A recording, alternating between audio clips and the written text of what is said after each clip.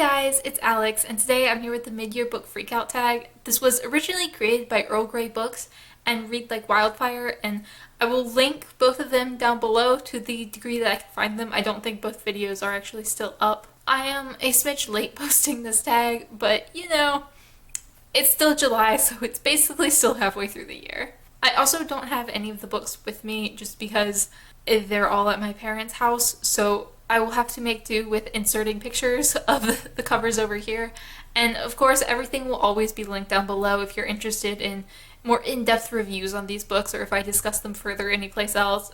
Always check down below because I do have individual reviews on a number of these books already up. The first question is best book you've read so far in 2019. And for me, this is Missoula by Jon Krakauer. I loved this book so much. I thought it was amazing.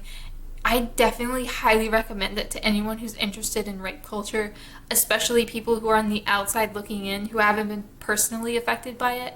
I thought it was absolutely wonderful. Best sequel you've read in 2019, and for me, I don't read a lot of sequels, and excluding rereads, there's only been one sequel that I enjoyed, and those were the sequels to the March books, written by John Lewis, which is a non-fiction graphic novel series about John Lewis's time in the 60s as a leader in the civil rights movement, and I thought those were all wonderful.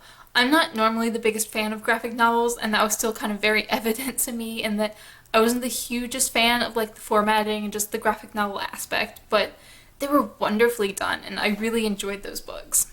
Question 3 is a new release you haven't read yet but want to, and I couldn't think of one for this. I just don't in general read a lot of new releases, so there's nothing that's really caught my eye that I'm interested in. 4 is most anticipated release for the second half of the year, and that is The Testaments by Margaret Atwood, which is the sequel to The Handmaid's Tale.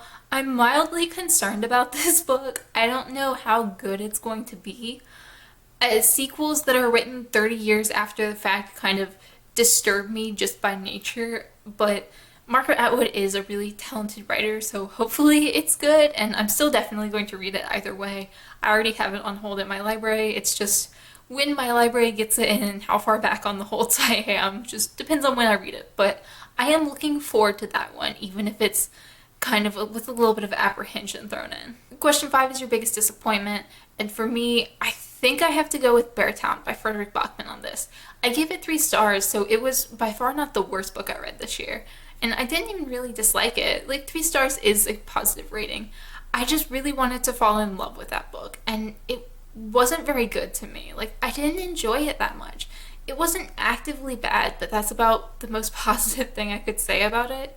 It was just a book that was entirely about the rape of a girl, only there were so few female characters. It was just like how the rape of this girl affected all the men in this town, basically, and a lot of other issues. I just didn't think it was that good, and I really wanted to love it. I'm still gonna read more Fredrik Backman. I wanted that book to be like an amazing 5 stars for me, and it was just kind of like, not bad. Question 6 is biggest surprise, and definitely, for sure, Jurassic Park by Michael Crichton. I gave this 5 stars when I read it in February, I think, and I really enjoyed it. I loved that book, and I definitely wasn't expecting to. I expected to like it. I thought 3 stars was probably about what I was going to rate it, because I did like the movie, and my boyfriend loves the book, so I expected it to be good. I just didn't expect to fall in love with it to the amount that I did. Like, it was just wonderful. I thought the story was much deeper and the characters were much more developed than in the movie. I thought, like, the backstory and just, like, the way the story was crafted was a lot better and a lot slower and just a lot more in-depth. Like, there are obviously some things that the movie did better, but I adored that book, and I definitely want to read more Michael Crichton because of that.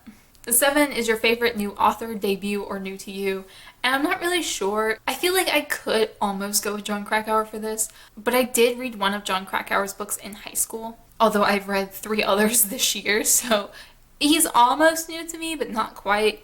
Michael Crichton could also maybe make the list, but I've only read one of his books, so I feel weird adding Michael Crichton when he's written so much and I've only read one thing.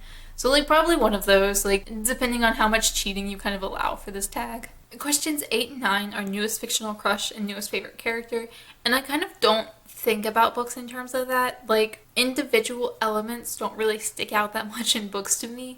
It's more of, like, the book existing as a whole rather than individual parts, so I don't really have answers for either of those. Question 10 is a book that made you cry.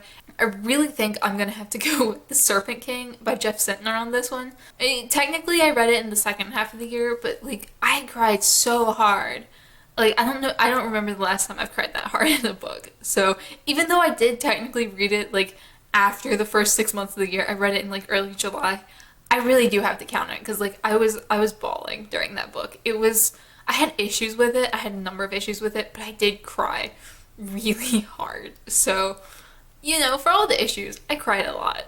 Question 11 is a book that made you happy, and I'm really gonna have to go with Anthony Rapp's memoir, Without You, which was about love, loss, and the musical Rent, I think was the tagline, which is very accurate. That's probably the most accurate tagline I've ever seen.